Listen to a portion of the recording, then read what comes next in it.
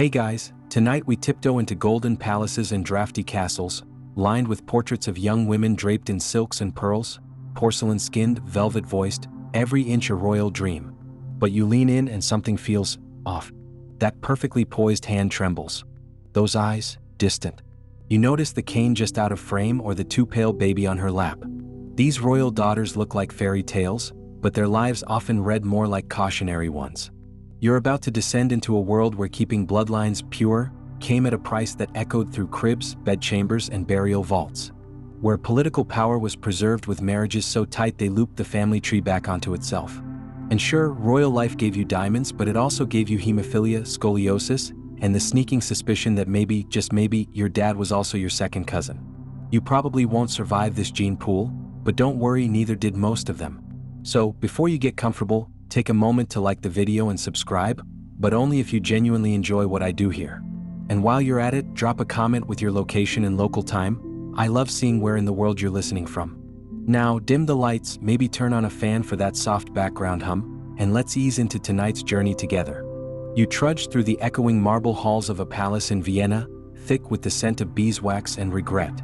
It's easy to admire the portraits, rosy cheeks, swan necks, floral gowns, but once you know the truth, they're practically medical illustrations.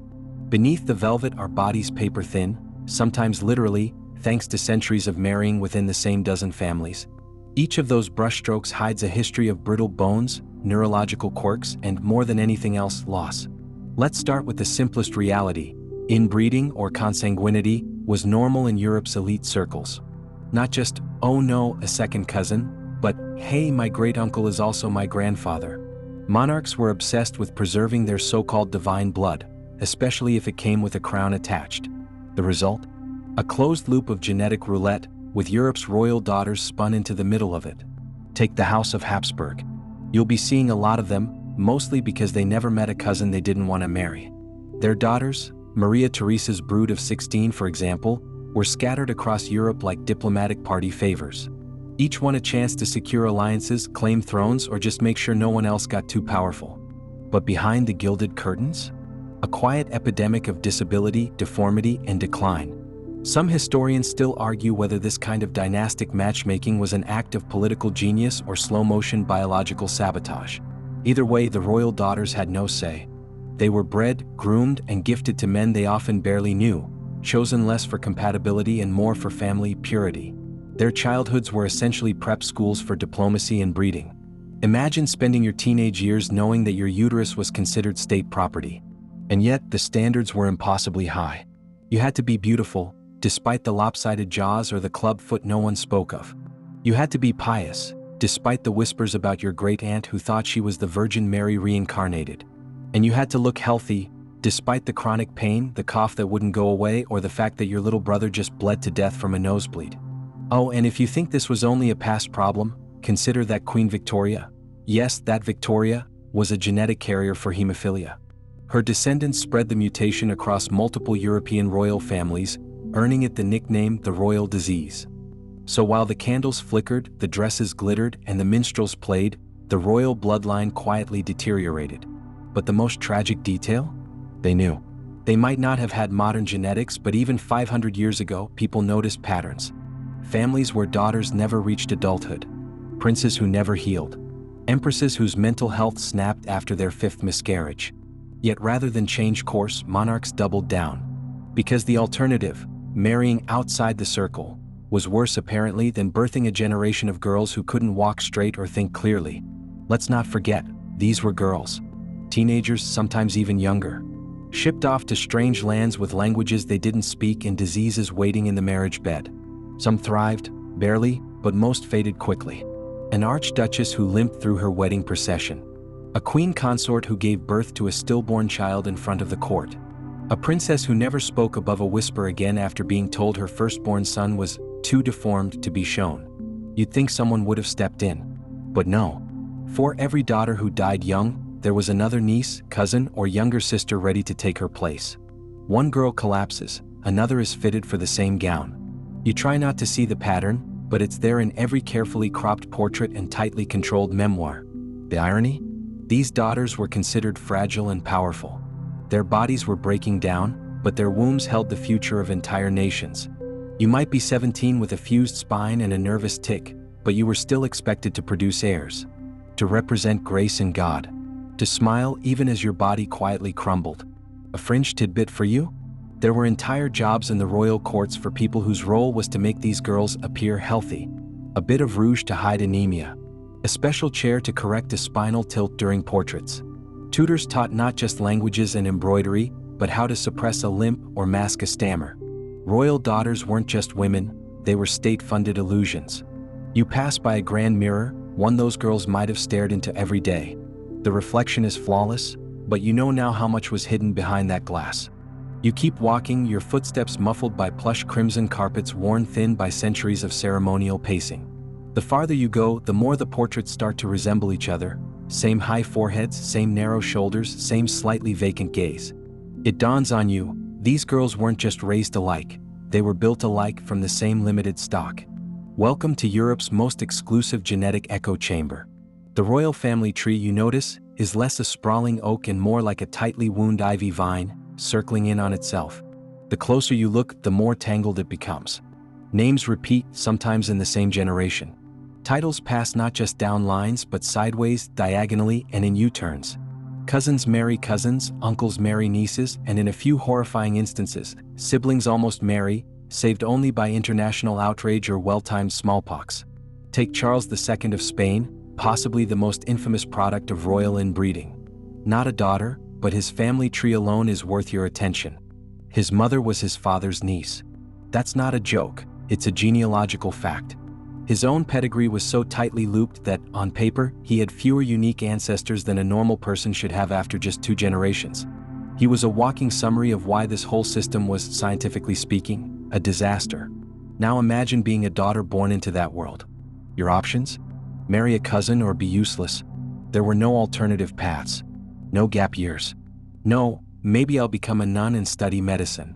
Even nunnery for royal girls was often a politically maneuvered retirement plan, not a choice. And once you were of age, usually around 12 to 14, your name was quietly floated through the courts of Europe like a very delicate auction item.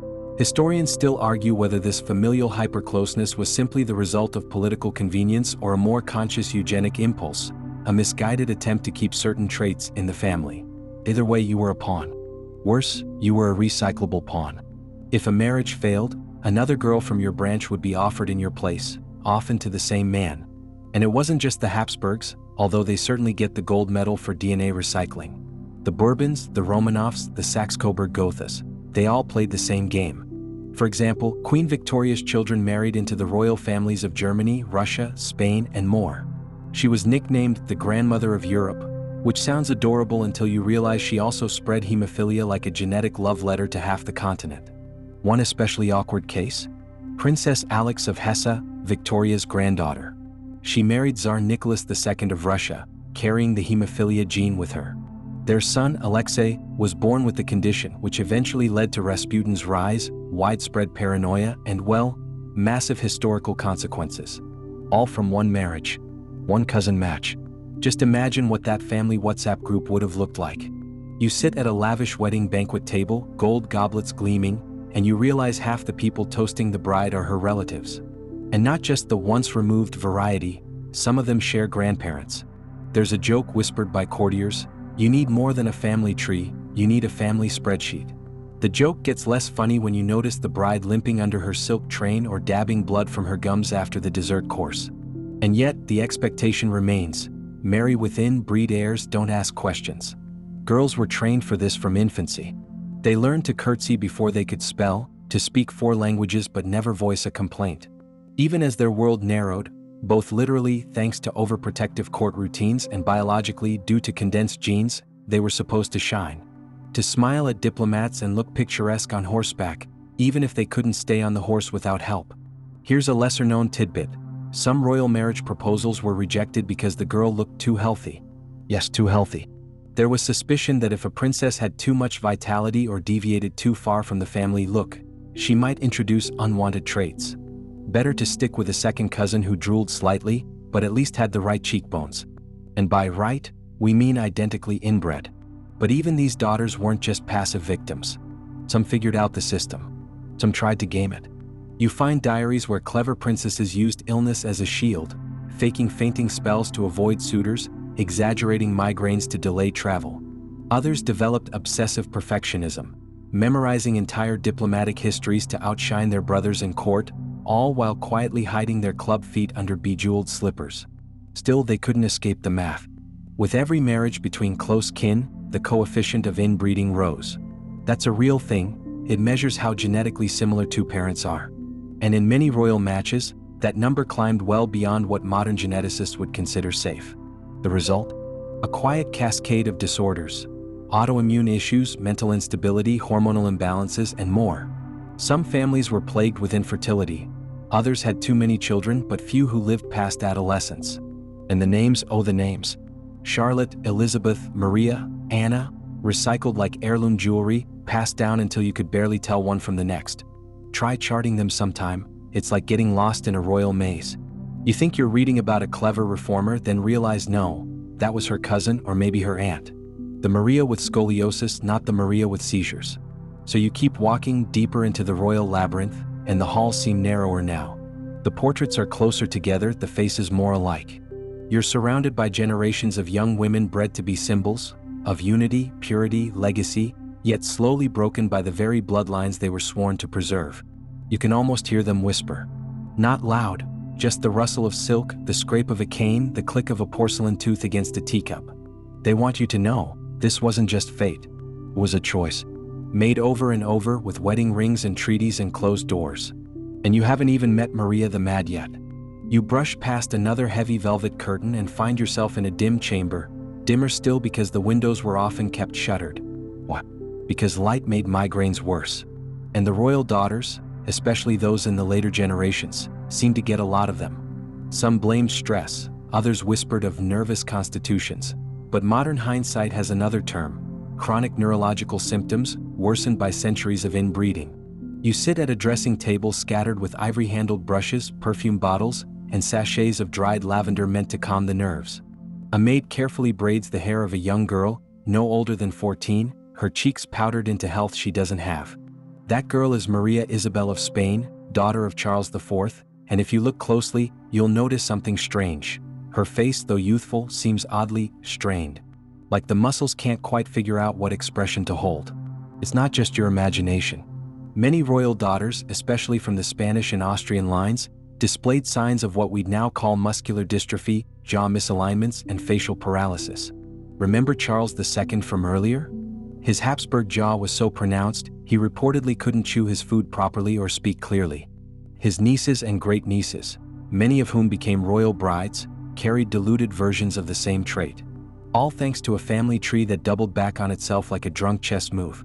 Historians still argue whether certain features, like the famous Habsburg lip, were merely aesthetic oddities or visible markers of more serious underlying disorders. And while the men often get all the attention for their chins and reproductive failure, the daughters carried these traits too. Only, unlike the kings, they weren't dissected by court physicians after death. Their suffering was quieter but not lesser. You move toward a writing desk. There lies a letter from Maria Anna of Spain, who became Queen of Hungary and Bohemia. In it, she complains of a trembling in my legs and a fog that settles behind my eyes each morning. But the letter never made it into official archives. Too undignified. So it sat in a box like her forgotten. It was common for royal daughters to experience what was called melancholy, a dainty word for a range of symptoms we now associate with depression, anxiety, and even schizophrenia.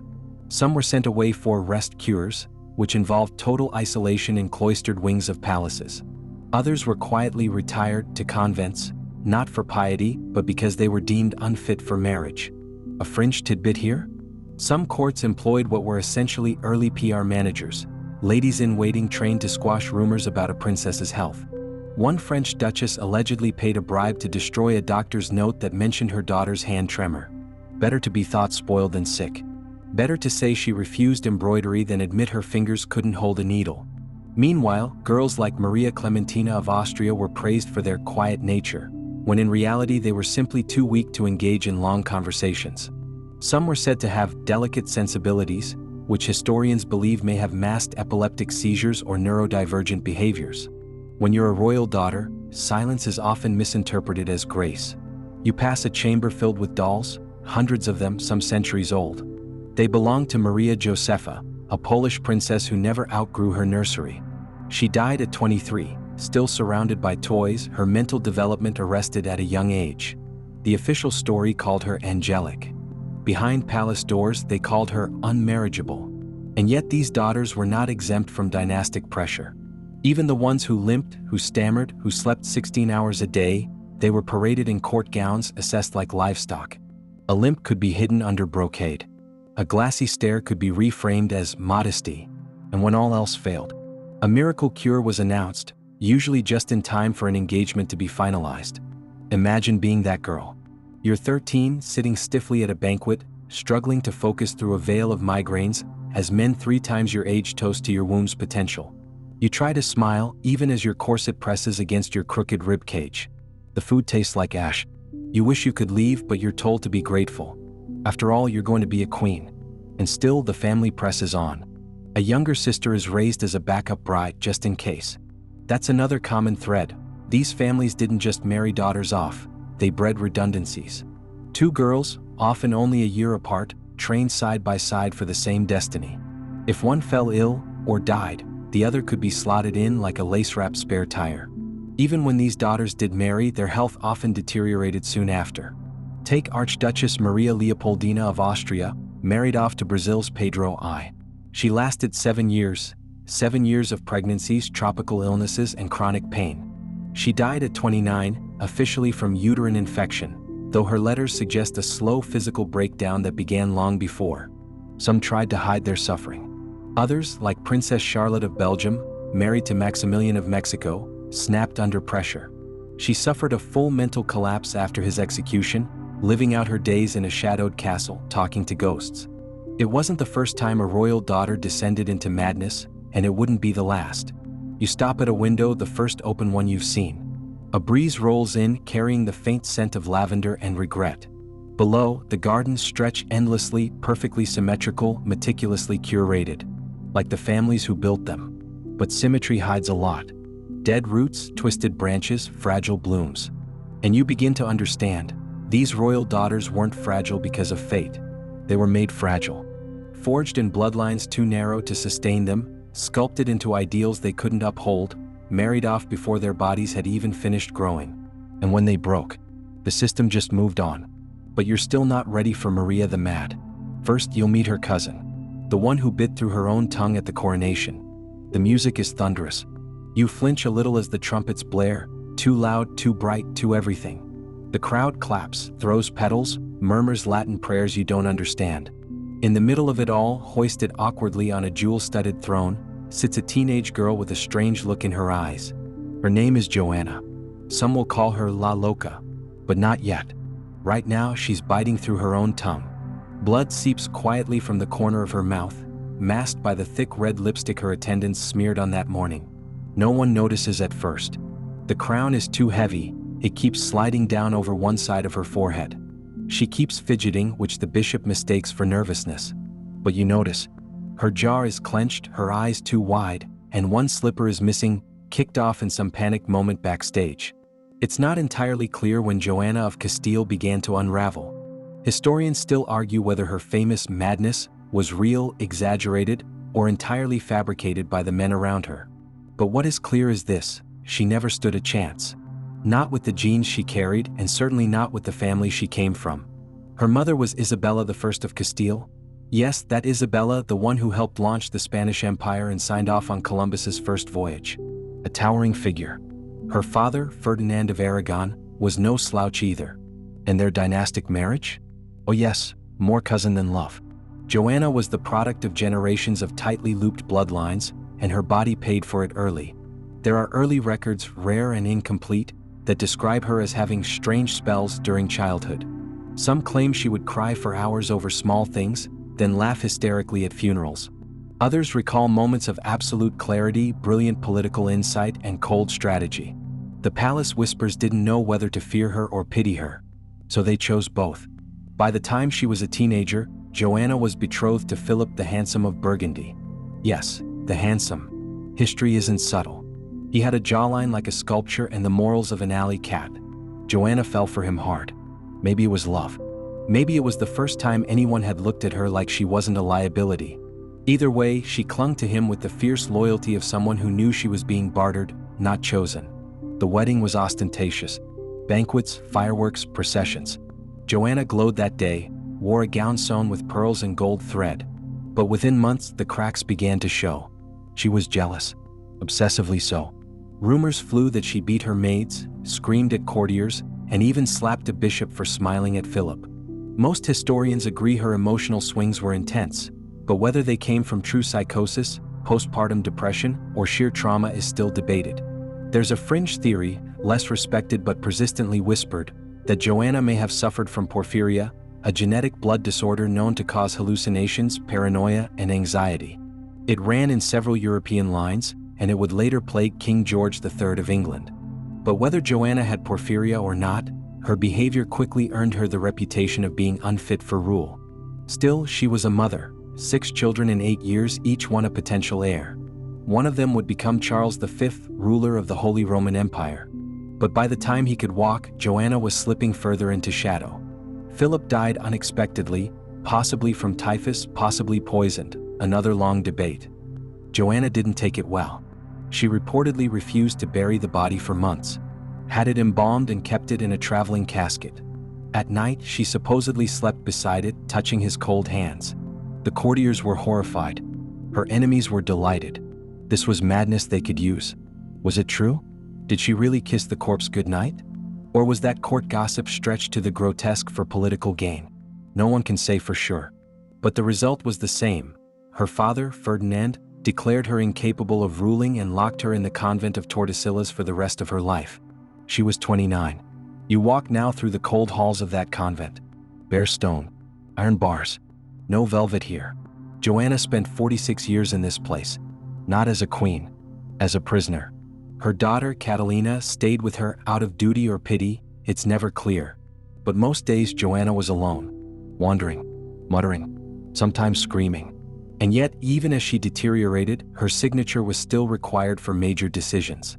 She was technically the Queen of Castile, which led to absurd scenes where emissaries would kneel in her cell, place a document in her trembling hands, and pretend not to notice when she signed it upside down. A fun but eerie fringe detail, she reportedly believed her husband's ghost visited her at night. She would ask the nuns to lay out a second dinner plate. When they refused, she'd hurl her goblet across the room. Glass embedded in the plaster still glints under torchlight, if you know where to look. Joanna's madness became a symbol. For some, she was a warning about the dangers of too much emotion in a woman. For others, she was a tragic figure, used, discarded, and remembered only for her worst days. And for a few, the truth lies somewhere murkier, that she was brilliant and broken, forged by ambition and genetics alike. You hear her footsteps still, soft, uneven, a slipper dragging slightly behind. Was it disease? Depression? The echoes of a jawline too square and a bloodline too close? Does it matter? You open the convent door. Outside, fog curls around the trees like smoke. A faint bell tolls in the distance. The royal daughters never truly leave. Their stories cling like perfume, like dust, like curses. And behind the next corridor? A princess who spoke 5 languages, but couldn't pronounce her own name. You step into a chilly antechamber where the air smells of wax and wilted violets. It's quiet, so quiet that when your foot brushes against a loose floor tile, the echo lingers far too long. In the corner stands a young girl in a brocaded dress stiff enough to stand without her. Her lips move, forming syllables you almost recognize, but the words, they're off somehow. Slurred. Swallowed. This is Maria Teresa of Portugal, the bright star of her family, on paper. She could write fluent Latin by age 6, debated theology with bishops at 10, and played both the harpsichord and her court tutors like violins. But the moment she opened her mouth in public, things unraveled. She couldn't pronounce her name. Or rather, she did, but not in the way expected of a royal. There was a stammer, a nasal trill that came from an oddly shaped palate, and what some described as a throat-borne struggle. One ambassador privately referred to her as the eloquent mute, which sounds poetic until you remember she wasn't mute at all, just trapped inside a body that wouldn't cooperate. This wasn't uncommon. Speech difficulties plagued many royal daughters, especially those within the Bourbon and Habsburg dynasties. Historians still argue whether these impairments were caused by developmental delays, neurological conditions, or structural facial deformities, many of which can be traced to recessive genes amplified by centuries of cousin marriage. The line between intelligence and articulation is blurry when your skull doesn't grow quite right. Maria Theresa was far from unintelligent. In fact, she was regarded as the most learned of her sisters. But the stammer haunted her. She rarely spoke at court. When she did, it was rehearsed, whispered, and occasionally punctuated by panic attacks. Not that the royal tutors cared. Eloquence was a requirement for queenship, not a bonus. So her name disappeared from the list of suitable marriage candidates. Just like that. Instead, her younger sister Mariana, who spoke with effortless poise but couldn't remember basic prayers, was chosen to marry the future king of France. When asked why, a court official said bluntly, "A queen may learn her catechism. She cannot learn to speak again."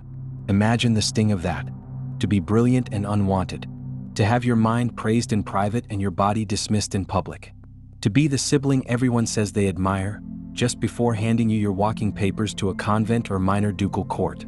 Now you pass a towering bookshelf with gilded tomes and an old magnifying glass perched atop a letter. The handwriting is exquisite. The author.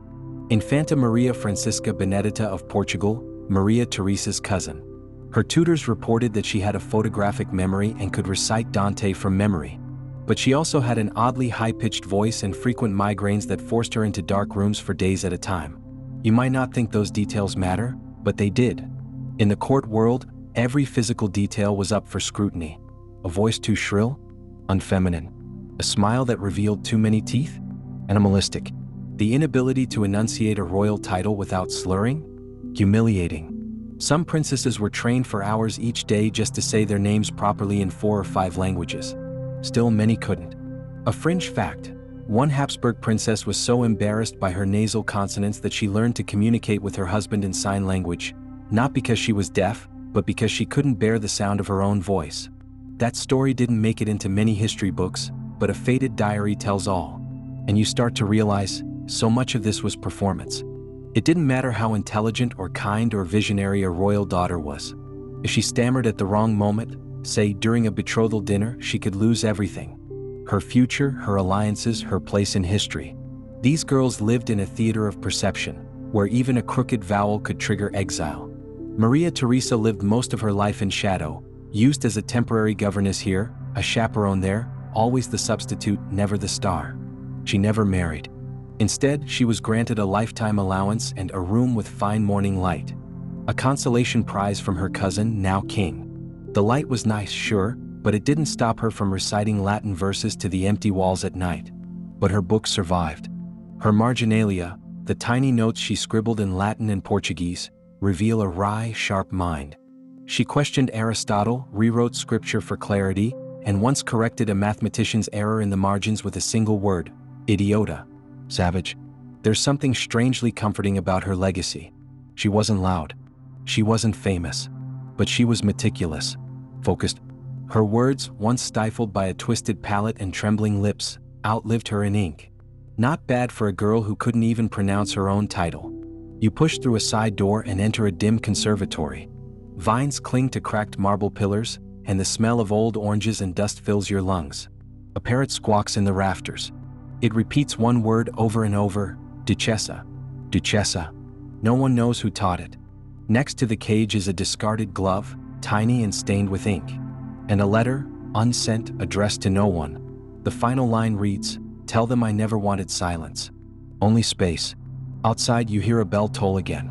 Another royal daughter has died, unmarried, unacknowledged, but brilliant. And ahead? A woman with 7 sons, none of whom could speak. You hear them before you see them. Tiny footsteps thumping across polished floors, the squeal of wooden toys dragged across stone, the occasional distant shriek, equal parts joy and terror. Children. Lots of them. The hallway opens into a cavernous nursery, and you're suddenly surrounded by the ghosts of little boys in frilly gowns. They wrestle, bicker, chase shadows. But none of them speak. This was the domain of Maria Anna of Spain, once Empress of the Holy Roman Empire and mother of 7 sons. All of them mute. Not in the literal, permanent sense, but in a deeper, harder-to-name way. Some didn't talk until they were 5. Others spoke in bursts and fragments, then stopped for months at a time. One could only mimic words, repeating everything his nurse said with eerie, toneless precision. Maria Anna stood at the center of this strange little universe. Tall, stiff-backed, and always in black. She wrote long letters to doctors in Vienna, Paris, even Istanbul, asking about tonics, salves, special tutors. One letter ends simply, "Why do they not speak to me?" That one isn't archived in a palace library. It's folded inside the pages of a prayer book, hidden under her death mask. The Empress herself had been raised under strange conditions. Born to Philip III of Spain and Margaret of Austria, she was a double Habsburg, descended from the same family tree on both sides. That meant elegance, titles, and a family resemblance so strong it bordered on creepy. It also meant inbreeding coefficients that would make modern geneticists wince. You notice the patterns by now. The long faces, the protruding lower lips, the deep-set eyes that seem both regal and vacant. They called it the Habsburg look, and Maria Anna had it in full. So did her husband, Ferdinand III. Yes, another cousin. By then, royal marriages were less about variety and more about maintaining what one ambassador called pure Catholic blood. Of course, what they were really maintaining were genetic bottlenecks, developmental delays, congenital disorders, speech and cognitive impairments. And nowhere did these traits manifest more disturbingly than in the next generation, her sons. Historians still debate whether the boys were truly disabled or merely slow to bloom. At court, they were called delicate or silent types. The records are vague, likely to save face. But modern scholars reviewing their medical histories suspect at least 3 of the 7 suffered from profound neurodevelopmental disorders. One may have had what we now call autism spectrum disorder. Another had seizures from age 3 and never learned to write his own name. The youngest smiled often but only ever said one word, madre. And Maria Anna tried, desperately. She funded experimental treatments, built a new medical wing at court, and even had one of her sons exorcised, twice, just in case a demon was clogging up the speech pathways. The priest declared him cleansed, but the boy never uttered another word. What's especially eerie is how these children were hidden in plain sight. Portraits of the imperial family always included them, but in the background, or with their faces turned away. One was painted with a bird perched on his shoulder, perhaps to distract from his vacant stare. Another was shown clutching a flute he could not play. A fringe detail?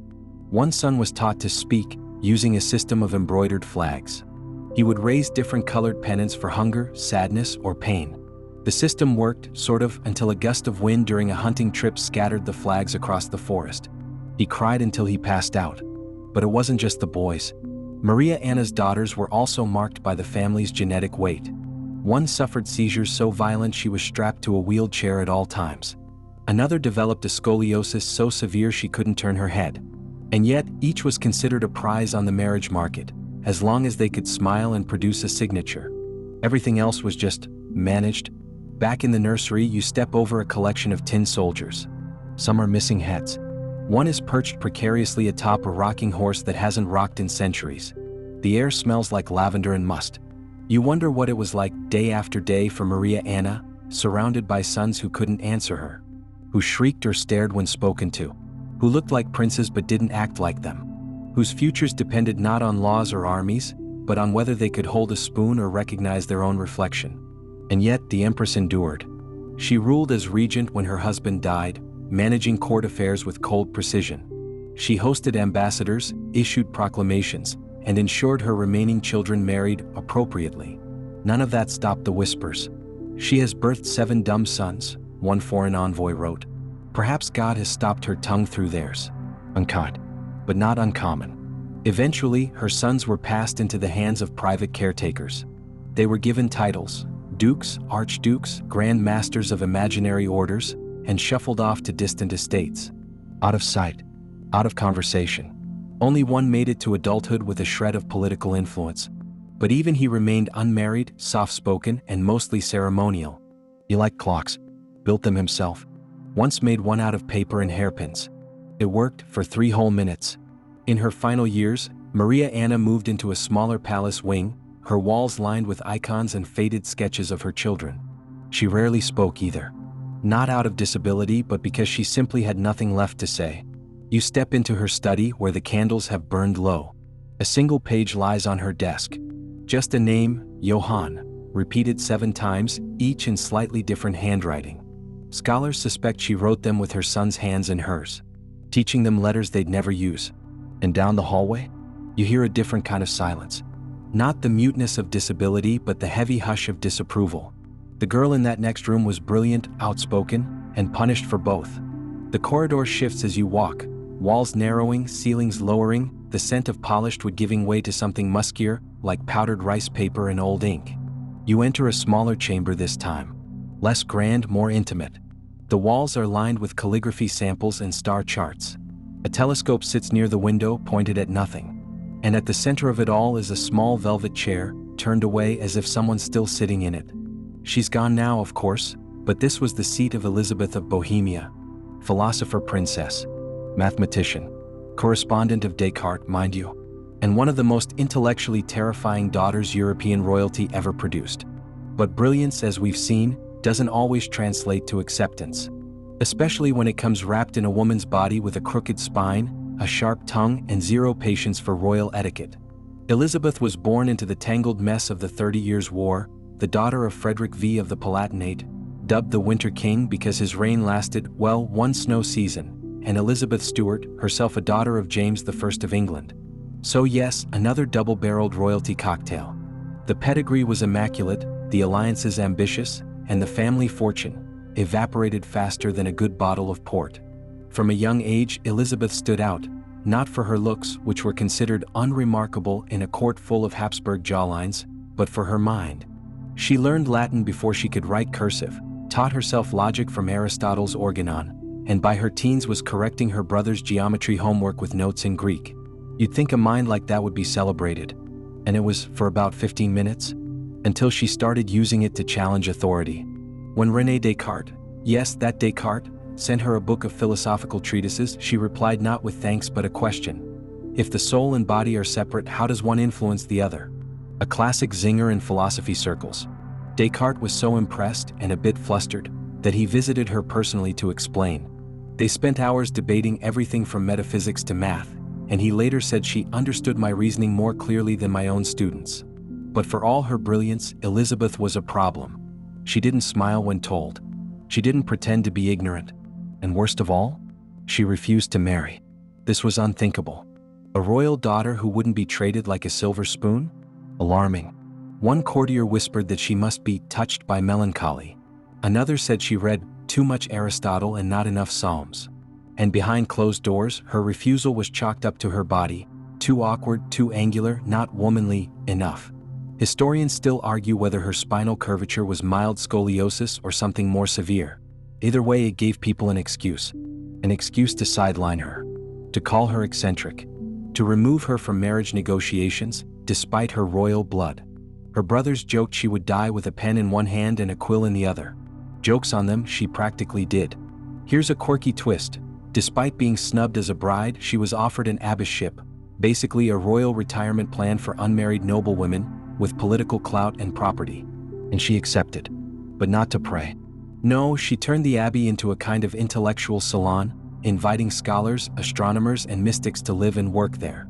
Imagine a convent where instead of chanting hymns, the nuns discussed algebra and built sundials. She called it a house of order and thought. There's a fringe tidbit for you. One visiting French noble complained that the nuns were too opinionated and that the vegetables in the garden were arranged according to geometry, not taste. Elizabeth loved that letter and framed it. Still, the whispers didn't stop. They never do. Unnatural woman, they called her. Virgin of reason. And even Descartes, for all his praise, once remarked that her mind would shine more clearly in a man. Smooth Renee. But Elizabeth didn't flinch. She kept writing. Her correspondence, hundreds of pages, survives to this day, covering everything from ethical warfare to the nature of infinity. She even mentored other young noblewomen, teaching them logic and the art of strategic silence. Because if the men wouldn't listen when you spoke, you learned to make your silences louder. In this room, you can almost feel her presence still. The windows are smudged with old fingerprints. A sheet of calculations lies crumpled under the telescope, half solved. You swear you hear the scratch of a quill. She died quietly. No scandal, no airs, no dramatic fall from grace. Just a final letter to a fellow philosopher, ending with, "I have not wasted my name in marriage, only in thought." That's the kind of mic drop you don't recover from. And yet, while Elizabeth avoided the genetic pitfalls of royal matrimony by never marrying, her sisters weren't so lucky. One, married off to a distant cousin, gave birth to children so riddled with inherited ailments that court midwives kept fainting. Another reportedly developed sudden-onset blindness after her third pregnancy, though whether it was physical or stress-induced, no one can say. You move toward the doorway again, past a set of celestial globes that still spin when touched, and a cabinet full of pressed flowers arranged by date, not type. Outside, the hall is cooler, quieter. You're entering a space where silence wasn't chosen, it was enforced. The next royal daughter didn't challenge minds or mentor others. She didn't get the chance. She was crowned too early and undone even earlier. Her name would become a cautionary tale across Europe. Her portrait, if you can believe it, was banned from her own court. You enter a dim gallery where all the portraits face away. It takes a second to notice. Every single painting, lavish frames, ornate gowns, cascading curls, is turned to the wall. Their backs are all you see. One canvas has been slashed. Another bears water stains.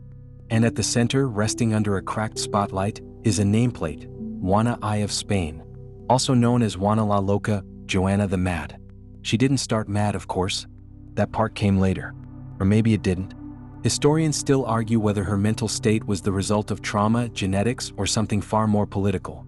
Either way, Juana stands as one of Europe's most famous royal daughters, and one of its most manipulated. Born in 1479 to Ferdinand II of Aragon and Isabella I of Castile, you know, the power couple who bankrolled Columbus, Juana was destined for something big. She wasn't first in line to rule, but that changed fast. One brother died. Another abdicated the religious life. Her sister died in childbirth. Within a decade, Juana went from political afterthought to heir to two crowns. She was brilliant, multilingual, a skilled musician, a shrewd reader of people. But that didn't save her, because Juana made one fatal mistake. She fell in love with a man who never deserved her. His name was Philip the Handsome, a Habsburg, of course. And indeed, he was handsome in the square-jawed, cape-flipping, endlessly unfaithful kind of way. Their marriage was supposed to be political, but Juana genuinely adored him, wrote him letters daily, waited by windows for his return, cried when he ignored her, which was often. People began to whisper. Too emotional, they said. Too intense. But who wouldn't be married to a man who cheated with chambermaids and laughed when confronted? One anecdote, possibly exaggerated, definitely dark, describes Juana pulling out a rival's hair by the roots and forcing her to eat it. Another tells of her standing outside Philip's mistress's door, barefoot in the snow, for hours. Both stories were used later to support the claim that she'd lost her mind.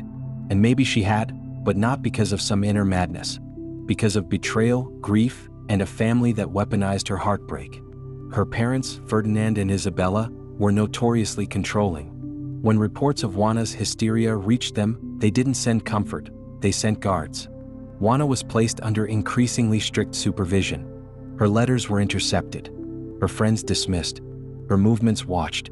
Then Philip died. Suddenly, Juana was Queen of Castile in name only. Grief-stricken, she reportedly refused to bury his body for months. Carried the coffin with her from city to city. Slept beside it.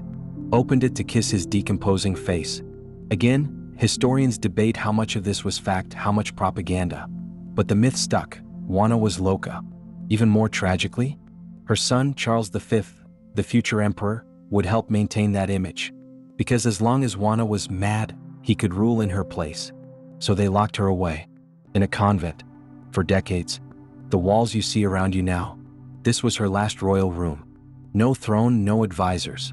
Just a single crucifix, a barred window, and a rosary worn nearly smooth. She aged in silence. No letters. No official visitors. Just the occasional priest who reported that she spoke to shadows. That she still listened for footsteps that never came. And the worst part? She may never have been mad at all. One modern theory posits that Juana likely suffered from what we now call clinical depression, worsened by the hormonal chaos of multiple pregnancies and profound grief.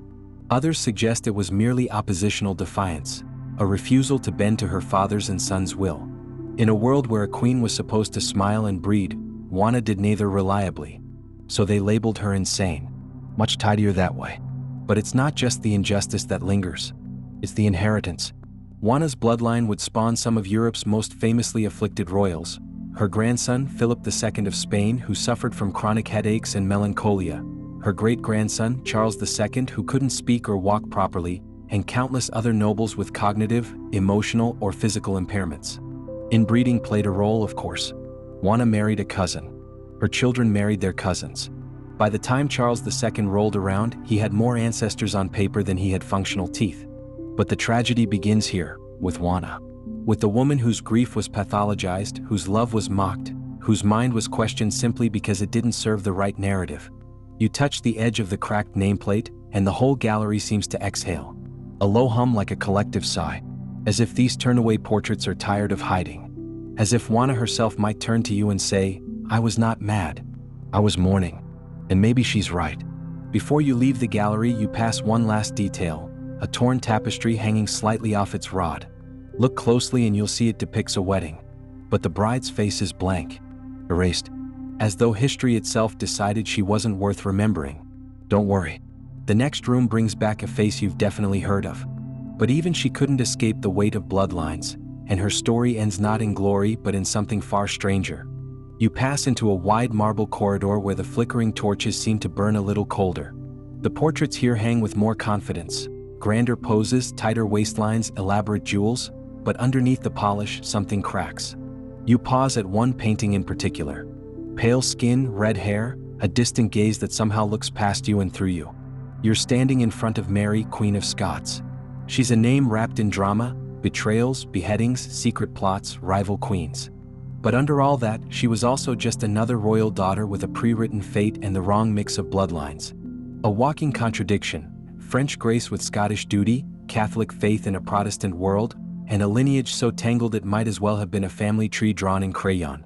She was born in 1542 to James V of Scotland and Mary of Guise. Her father died just 6 days after her birth, leaving her the infant queen of a cold, fractious kingdom. But instead of raising her in the chaos of Scottish politics, they shipped her off to France, because what better way to secure peace than by marrying your baby off to another baby with a crown? She grew up in Versailles, surrounded by silk, theology, and scheming aunts.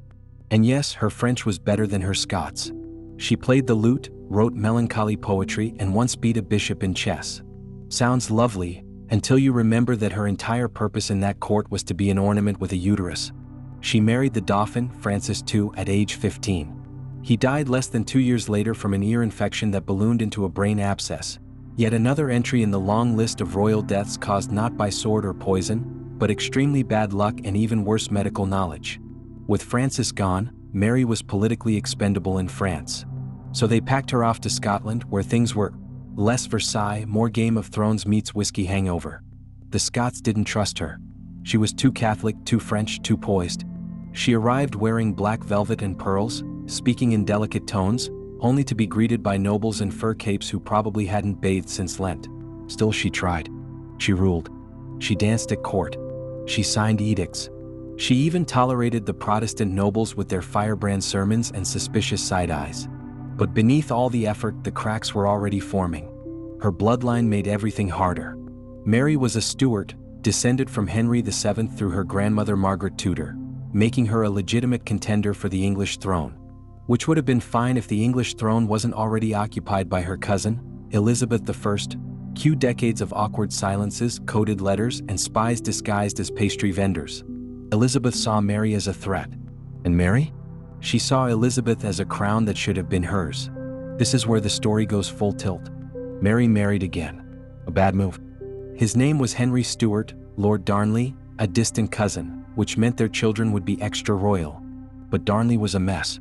Arrogant, entitled, unstable. He demanded equal power, and when she refused, he sulked, drank, and plotted. And then he murdered her private secretary, David Rizzio, right in front of her at dinner, with blood splashing on the tapestries. Very classy. Mary was 6 months pregnant at the time. Historians still argue whether that was the turning point, when Mary began to unravel. But things only got worse. Darnley himself was killed not long after in an explosion, though his body was found outside the house, unburnt, but strangled. Fringe tidbit? Some say he tried to flee in his nightshirt and was caught by conspirators in the garden. More dramatic than dignified. And who did Mary marry next? The prime suspect in Darnley's murder. James Hepburn, Earl of Bothwell. It was either the worst rebound in royal history or something far darker. Some say he abducted and raped her, forcing marriage to cover the scandal. Others say she agreed to it, desperate for protection. Either way, the people turned on her. Riots broke out. Nobles rebelled. She was imprisoned and forced to abdicate in favor of her 1-year-old son, James VI. She fled to England, seeking Elizabeth's help. Big mistake. Elizabeth imprisoned her. For 18 years. No trial. No freedom. Just a velvet-lined cage and carefully opened letters. Eventually, Mary got desperate. She joined a plot to overthrow Elizabeth. Whether she meant to or not is debated, but her name was on the papers. That was enough. She was beheaded in 1587 at age 44.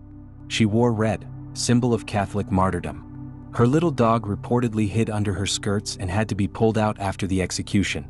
That's one of those details you wish wasn't true but kind of hope is. Her son James, remember him? The baby she was pregnant with when Darnley stabbed her dinner guest? He went on to become King James VI of Scotland and I of England, the very man who united the crowns. So, in a bizarre twist, Mary lost everything but gave birth to the future of Britain. But her own fate? Sealed by bad marriages, worse timing, and blood that looked too powerful on paper. She wasn't mad. She wasn't evil. Just caught in a royal web where even brilliance, charm, and tragedy weren't enough to save her. You look again at her portrait. Her eyes still burn with that unreadable emotion, half defiance, half weary surrender. And behind her, you sense the echo of all the choices that weren't really choices at all. Next door? The line continues. But this time, the bloodlines get even more tangled. 1 daughter, 2 empires, and a medical history you probably won't survive hearing. You step into a chamber cloaked in velvet and dust, where the air smells faintly of rosewater and iron. The walls curve in like a womb, intimate and soft, yet hiding something deeply unnatural. And at the center, beneath a glass dome, lies a velvet pillow with a golden embroidery, Alexandra Fyodorovna, Empress of all the Russias. The last empress. The last royal daughter whose blood would ripple not just through Europe, but straight into the thundercrack of revolution.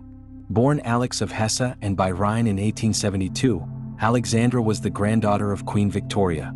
Her mother died when she was just 6, leaving her to be raised amid grief and stiff etiquette. She grew up solemn, introspective, prone to long silences.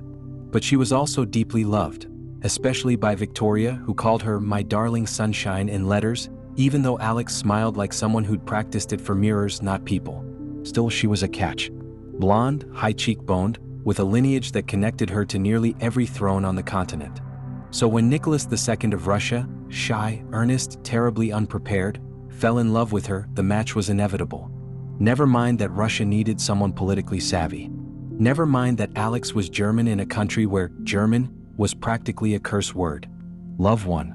And in a royal house, love winning is often the first red flag. She converted to Russian Orthodoxy, changed her name to Alexandra, and entered a court riddled with intrigue, xenophobia, and winter that could freeze your shadow to the palace walls. At first, she was praised for her dignity and modesty. But soon whispers began. She was too cold, too proud, too foreign, too religious, too something. Her biggest crime? Failing to produce a healthy heir. She had 4 daughters in a row, each welcomed with silence, each wrapped in lace and subtle disappointment. Olga, Tatiana, Maria, Anastasia. And then finally in 1904, a son, Alexei. But joy turned to horror within months.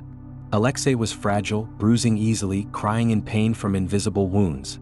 The truth was unavoidable. He had hemophilia, a genetic bleeding disorder passed down from Alexandra's side. From the bloodline of Queen Victoria, who unknowingly became Europe's most tragic genetic bomb. Victoria was a carrier of the disease. Her daughters spread it through the royal houses like whispers at a funeral. Spain, Prussia, Hesse, and now Russia. Hemophilia was a death sentence in that era. One stubbed toe could mean a week of agony. A fall from a swing? Internal bleeding.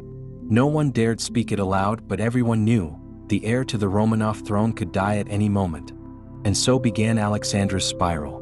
She became obsessed with protecting Alexei. She isolated him, hovered, prayed. Desperate for healing, she turned not to doctors, but to mystics. Enter Grigory Rasputin, the bearded enigma, half priest, half hypnotist, all controversy. He claimed to ease the boy's pain.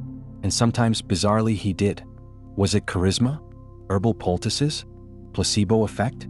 Historians still argue whether Rasputin had any real power, or if Alexandra simply needed to believe he did. Because when your child is screaming in a velvet crib and no one else can help, even a madman starts to look like a miracle. But Rasputin wasn't discreet. He drank, he bragged, he womanized, and soon, the court began to suspect that the Empress had given him far more than just her trust. The rumors exploded. That Rasputin and Alexandra were lovers. That he controlled her mind. That she was sabotaging Russia for Germany. Her enemies needed no evidence. Her foreignness, her silence, her spiritualism, it was all enough. And meanwhile the empire trembled. World War I ravaged the country. Nicholas, never a strong leader, made the fatal mistake of taking command at the front, leaving Alexandra effectively in charge of internal affairs. Her decisions were disastrous. Ministers were fired and replaced like chess pieces mid-collapse. Food shortages mounted. Riots ignited. And through it all, she clung to Alexei, to prayer, and to Rasputin. Until Rasputin was murdered, poisoned, shot, drowned like a villain in a fever dream. The monarchy was already collapsing, but his death was a final omen. By 1917, the Romanovs were overthrown. Alexandra and her family were imprisoned. Gone were the gowns and gilded ceilings. Now it was cold rooms, rationed bread, and soldiers watching her daughters knit in silence. Even then, she believed in destiny, in divine test, in survival, until the night came. July 17, 1918. In a basement in Ekaterinburg, the family was told they were being moved. Instead, they were executed: Nicholas, Alexandra, their 5 children, and a few loyal servants. The bullets ricocheted off the jewels sewn into the daughters' corsets, making the scene more brutal than quick.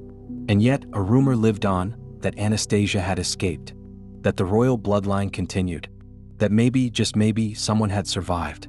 It was a fantasy born of guilt. But the real tragedy? The bloodline had doomed them before the first shot was fired. The hemophilia gene, passed down like a cursed necklace. The isolation, the mysticism, the paranoia, none of it came from evil, just fear. A mother trying to save her son. A wife trying to hold her empire together with threadbare hope and whispered prayers. You look at the velvet pillow again and somehow it feels heavier. Not because it holds a crown, but because it holds 100 bad decisions made for the right reasons. And from here you travel west again, back to where the curse began. To a queen who gave her family everything, including the flaw in their veins. You enter a hall brighter than the others, glass-paneled, gold-trimmed, and scented faintly of lavender. But even here, behind the polish, the legacy curls like smoke. You stand before a small, sturdy figure in black silk, her eyes narrowed in a portrait that looks less like royalty and more like a schoolmistress about to correct your grammar. This is Queen Victoria, and make no mistake, this cheerful little dome of a woman seated more royal chaos than most wars. Born in 1819, Victoria was a backup plan. Her father, Prince Edward, died when she was a baby. She was raised in near isolation under the Kensington system, a strict, suffocating regime that controlled her every move. She wasn't allowed to walk downstairs unaccompanied. She had to sleep in the same room as her mother until she was queen. And once, when she tried to write her own name, her governess gently told her, "You are not a person like the rest of us." Comforting. So it's no surprise that when she finally became queen at age 18, Victoria burst out of her cage like a parakeet through a cathedral window. She embraced power, wrote obsessive diary entries, and quickly fell head over heels for her German cousin, Prince Albert of Saxe-Coburg and Gotha. Yes, cousin. Because of course, Albert was organized, intellectual, and kind of insufferable about things like moral reform and industrialization. Still, they loved each other deeply in that 19th century passive-aggressive, monarchical way. They had 9 children, each one a pawn in Europe's dynastic chessboard. Victoria wasn't just a queen, she was a matchmaker with an iron agenda. She married her children off like she was playing a very long game of royal Sudoku. Her goal? Peace through shared bloodlines. If everyone's related, no one will go to war. Right? Right. Spoiler, it did not go that way. Among her offspring, the girls were her favorite pieces. Soft power, after all, often moves in skirts. Victoria, Alice, Helena, Louise, Beatrice, all married into noble or royal houses. And that's where the problems began. Because Victoria, unbeknownst to herself at the time, was a carrier of hemophilia, a genetic mutation that affects clotting, typically passed from mother to son, but silently carried by daughters. One of her sons died from it. 2 of her daughters passed it on. And the result was a blood-soaked domino effect. Princess Alice, Victoria's second daughter, passed the gene to her daughter Alex. Remember her? The one who married the Tsar and passed hemophilia to little Alexei, triggering a chain reaction that helped collapse the Russian Empire. Fun times. Another granddaughter married into the Spanish royal family. Their son, Alfonso, bled freely from minor injuries. He once bumped his knee and couldn't walk for a month. His brother died from bleeding after a car crash. And Spain, by the way, was already cracking under political unrest. Hemophilia added a lovely extra layer of chaos. Historians still argue whether Victoria understood the scale of what she passed on, or if the gene even originated with her or some spontaneous mutation. But what's certain is this: she became known rather morbidly as the grandmother of Europe and the matriarch of a medical curse. And it wasn't just hemophilia. There was temperaments, obsessions, social conservatism. Even deafness appeared in several lines, perhaps related to cousin marriages that were more frequent than anyone wants to admit. Quirky tidbit? Victoria was buried with Albert's dressing gown and a lock of her servant John Brown's hair. Whether they were lovers is still hotly debated, but the symbolism didn't escape her family. Her daughter Beatrice edited out hundreds of diary pages after her death, just to keep things proper. By which we mean boring. But back to the marriages. One by one, Victoria's daughters entered households where they were expected to bear heirs, smooth conflicts, and keep scandal to a minimum. They had varying degrees of success. Princess Helena married a minor German prince who lived in England. She nursed soldiers during wartime and helped found the Red Cross. Good job, Helena. Princess Louise married into British nobility, defied conventions, and may have had affairs with sculptors and servants. Less good job, but more fun. Princess Beatrice, the youngest, was her mother's emotional crutch. Victoria wouldn't let her marry unless her husband moved in with them. He did. His name was Henry of Battenberg, and after his death, Beatrice became the family's unofficial archivist. She edited Queen Victoria's journals for decades, sometimes rewriting whole sections. History filtered through a loyal daughter's pen. And then there were the granddaughters. Some were adored. Some were ignored. Some were sold into houses that made them miserable. It wasn't just about lineage, it was about what was expected of them as daughters. Which was silence, loyalty, fertility, and absolute obedience. Victoria herself? She mourned Albert for 40 years, wore black every day, and basically haunted her own palace. But she never stopped scheming. She wrote letters in 8 languages, offered unsolicited advice to her children's spouses, and reportedly once said, "We are not amused," though she probably didn't. By the early 20th century, her family spanned from Windsor to Weimar. Her grandsons included Kaiser Wilhelm II, King George V, and Tsar Nicholas II. Yes, the 3 cousins who would lead their countries into World War I. All born of the same bloodline. All photographed together in naval uniforms. All destined to end in betrayal and ruin. So much for peace through genetics. You glance again at her portrait, Victoria, arms folded, expression stern, still trying to rule from the afterlife. Her family paid dearly for her dynastic dream. Her daughters became footnotes in political gambits. And her bloodline, while mighty, carried both the crown and the curse. The next chamber is smaller, more intimate. The air tightens. Because now we leave the throne rooms and enter the personal diaries of royal daughters who were never queens, yet carried burdens heavier than crowns. You step into the next chamber and the walls feel closer now, like someone's drawn the curtains on a very large dollhouse. Chandeliers hang lower. The portraits are fewer, the colors softer. This is the realm of the lesser-known daughters. The princesses who didn't wear crowns, didn't lead armies, but still paid a terrible price for the blue blood in their veins. Take Princess Alexandra of Hanover. Not to be confused with the dozens of other Alexandras swimming through royal archives, this one was the daughter of Queen Victoria's son Ernest Augustus. She was sharp-witted, devoutly religious, and completely overlooked. Her one engagement was broken off for political reasons. Afterward, she faded quietly into a life of ceremonial appearances, embroidery, and what one aide described as an entire existence written in the margins. It's hard to imagine now, but for many royal daughters, not marrying was actually worse than marrying badly. You'd be a burden, financially useless, politically inert. An ornament in your parents' house. Like living in a gilded photo frame, smiling forever at a party you never actually got to attend. And then there's Princess Victoria of Prussia, granddaughter of Queen Victoria, daughter of Kaiser Friedrich III.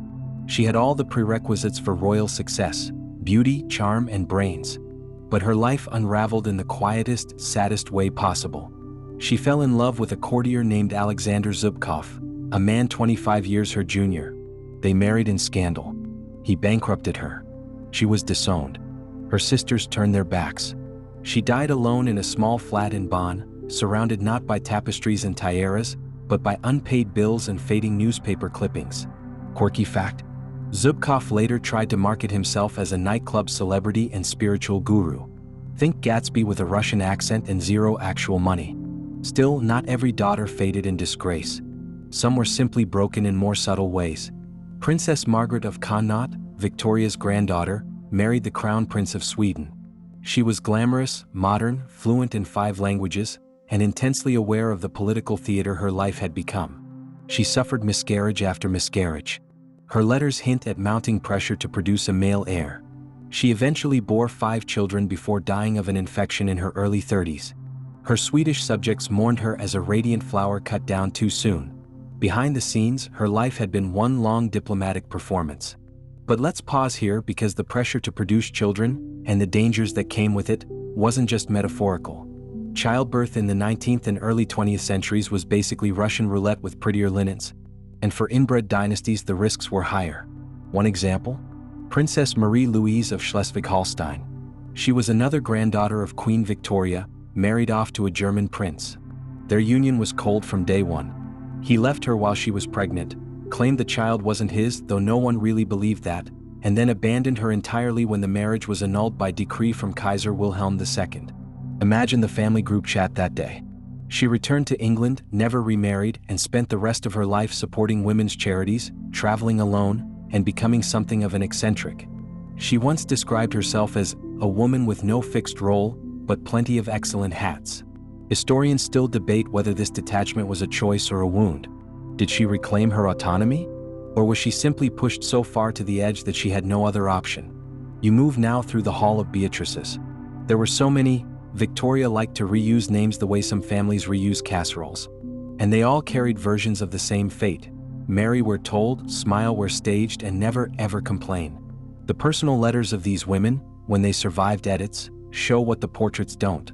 Anxiety, loneliness, intense sibling rivalries. One daughter jealous of another's marriage. Another ashamed of her children's deformities. One princess refused to pose for family photographs because of a hunched back. Another wept over her child's drooping eye, inherited from 2 close cousins. And don't forget the cloistered ones. Like Princess Elizabeth of Hesse, who was born to privilege, married into Russian royalty, and then renounced everything after her husband was assassinated. She became an Orthodox nun, yes, a nun, founded a convent and spent her final years ministering to Moscow's poor.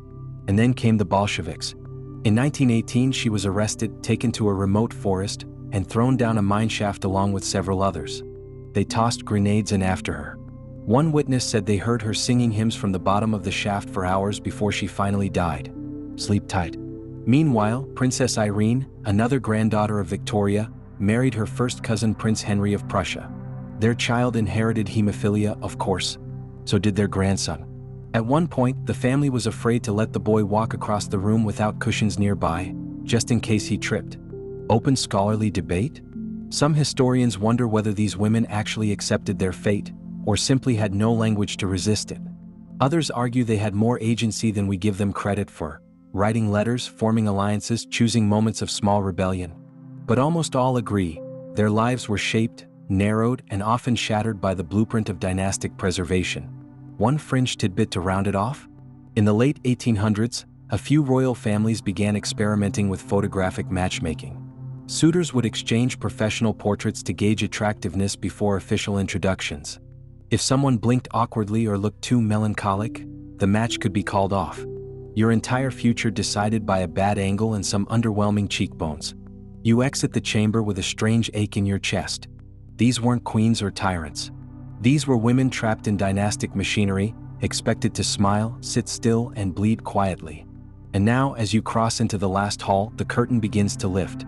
Because even in the ashes of empires, the legacy of royal daughters endures, somewhere between myth, melancholy, and the slow fading of a last name. You drift into a colder wing now. The portraits are newer, the dresses more tailored, the eyes somehow more alive. The monarchies are dying, or evolving depending on who you ask, and the daughters must adapt. You can feel it, the era of silent sacrifice is giving way to something edgier, riskier. And yes, sometimes messier. Because after centuries of tight-laced inbreeding, these princesses are the final threads in a royal tapestry that's beginning to fray. Europe is tearing at its seams, revolutions, world wars, and class resentment bubbling over, and the once glorious royal daughters are left trying to salvage either their dignity or their wardrobes. Sometimes both. Take Princess Alice of Battenberg, the mother of Prince Philip and great-granddaughter of Queen Victoria.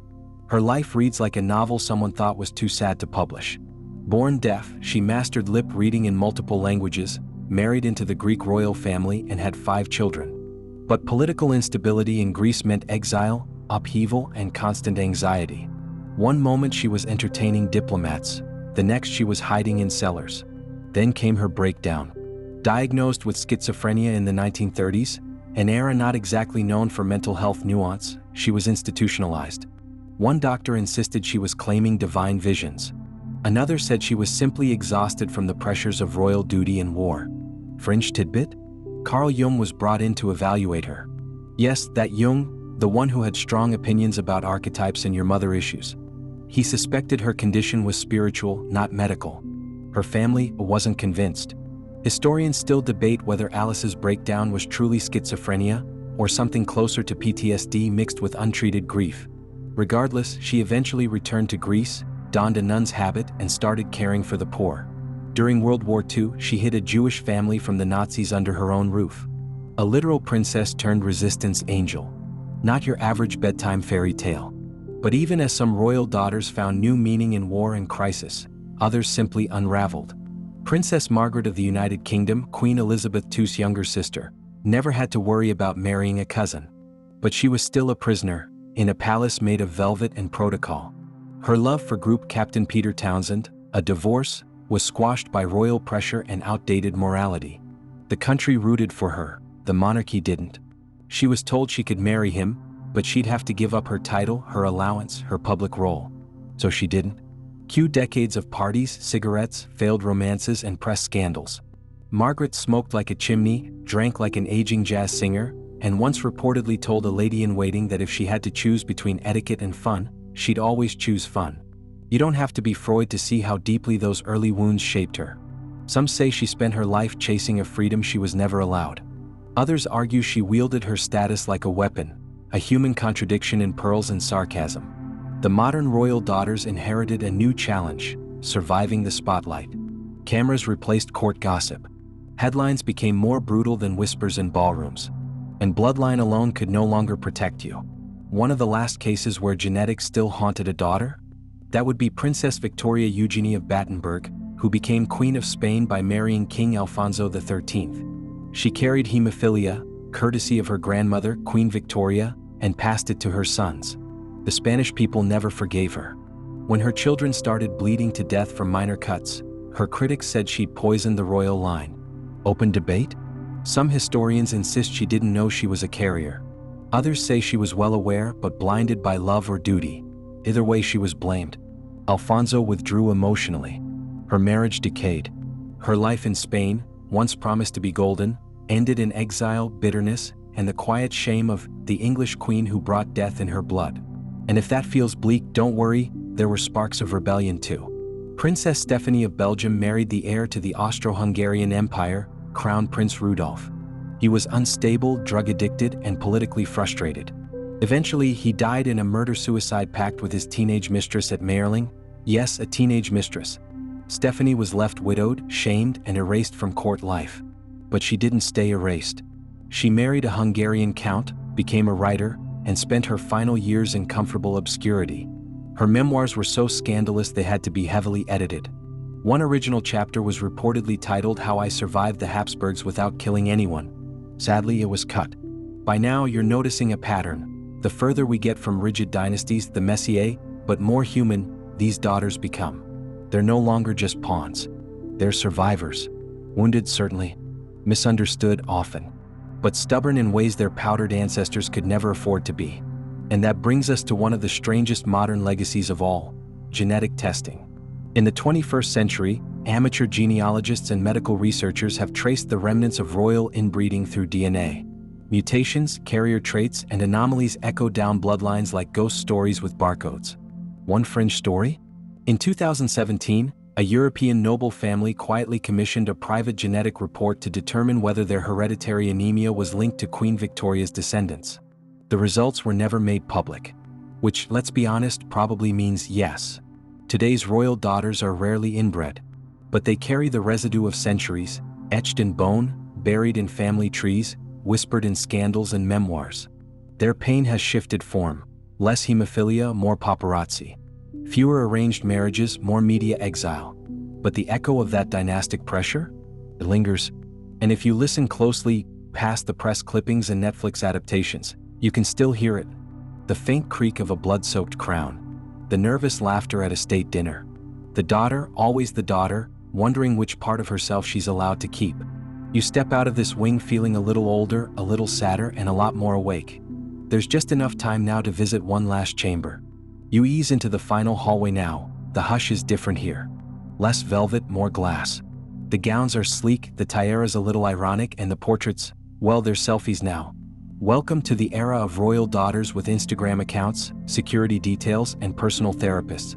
The old blood is still here, of course, cousins of cousins, great-granddaughters of Battenbergs and Romanovs, but the faces are sharper, the voices more distinct.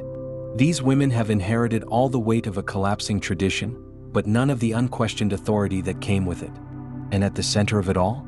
Diana Spencer, not born royal but married into it and possibly the most watched woman of the 20th century. She was everything a modern royal daughter wasn't supposed to be: emotional, public, defiant, and, above all, human. If Queen Victoria defined an empire, Diana made it cry. Her story is no longer obscure. You know the highlights: the fairy tale wedding to Charles in 1981, watched by 750 million people, the slow-motion unraveling of their marriage, the affairs, the bombshell interviews, the landmine advocacy, the relentless paparazzi chase that ended her life in a Paris tunnel. But what we often miss is that Diana's undoing wasn't just fame or marriage, it was centuries of royal dysfunction finally crashing through the marble facade. She entered a system still bound by secrecy, duty, and the lingering whiff of inbred detachment. Her biggest mistake was being emotionally fluent in a dynasty still speaking stiff upper lip. Historians still argue whether Diana was naive or savvy, whether she underestimated the monarchy or outplayed it. Either way, she broke the mold. And when she died, she took the last illusion of royal invincibility with her. Fringe fact: the royal family reportedly held a secret meeting to decide how much they could legally say after her death. The result was a week of silence that backfired spectacularly. The public wept in the streets. Buckingham Palace lowered its flag for the first time in living memory. In Diana's wake came daughters born into monarchy, not married into it. Princesses Beatrice and Eugenie, for instance. Not quite full-time royals, not quite civilians. They carry ancient blood but work day jobs. One writes for tech companies, the other works in art galleries. Occasionally, they're splashed across tabloids for wearing outrageous hats or attending fashion events. But mostly, they just try to be functional humans, which, given their family history, is revolutionary. And yet, the echoes of genetic roulette haven't fully vanished. Princess Alexandra of Luxembourg is one of the last royals descended from nearly every major European house. Habsburg, Bourbon, Romanov, you name it. Genetically speaking, she's like a dynastic smoothie. But you wouldn't know it from her resume. She studied philosophy and political science, speaks 6 languages, and reportedly once joined a mission trip incognito. Still, there's a quiet sadness beneath it all. The modern royal daughters no longer carry hemophilia, but they do carry scrutiny. Mental health, social media slip-ups, and romantic partners are dissected the way once only treaties and titles were. Their ancestors feared exile. These women feared trending for the wrong reason. Take Princess Charlene of Monaco, whose 2011 wedding to Prince Albert was meant to be a revival of the old Grimaldi glamour. But not long after the vows, whispers began. She disappeared from public view for months. Official statements cited exhaustion, sinus infections, even monastery retreats. But tabloids speculated about emotional breakdowns, forced marriage, and a woman caught in the gilded trap. She returned, briefly, then vanished again. Historians can't yet agree on what exactly unfolded. Was it the stress of royalty?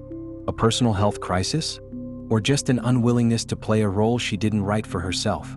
What's certain is this: today's royal daughters are no longer vessels for alliances or wombs for succession. But the pressure to be symbolic hasn't disappeared. It's just been digitized, rebranded, and filtered. A fringe tidbit to chew on? There's a Dutch documentary series called Blue Blood that tracks the health, behavior, and political activity of surviving European royals like wildlife biologists monitoring endangered species. No joke.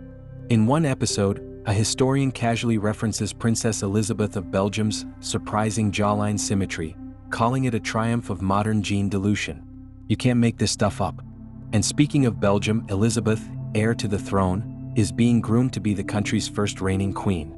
She studied at Oxford, trained at military academies, and gives speeches in 4 languages. She smiles like she means it. But even she can't escape the weight of her inheritance. The decades of dysfunction, the slow poison of dynastic perfection, the persistent rumor that no royal is ever really free. Which brings us to the quiet truth: inbreeding didn't just warp jaws and blood, it warped expectations. It sculpted girls into statues. It erased choice in favor of bloodlines. Even now, with DNA maps and mental health initiatives, the royal daughter walks a line older than the nation she represents. One foot in duty, the other in a world that keeps changing faster than her wardrobe. And if she trips, she doesn't just fall, she topples centuries of myth with her. You reach the last chamber now. The walls are plain, the air cooler. Just a single, unadorned mirror on the far wall. You step closer and see your own reflection. A reminder: history isn't just something you observe. Sometimes it's something you carry, quietly, uncomfortably, and without asking. And now it's time to let it go. So here you are, at the very edge of the story. And standing beside you, like a ghost looking back on her own bloodline, is the last royal daughter who truly mattered before the modern curtain fell.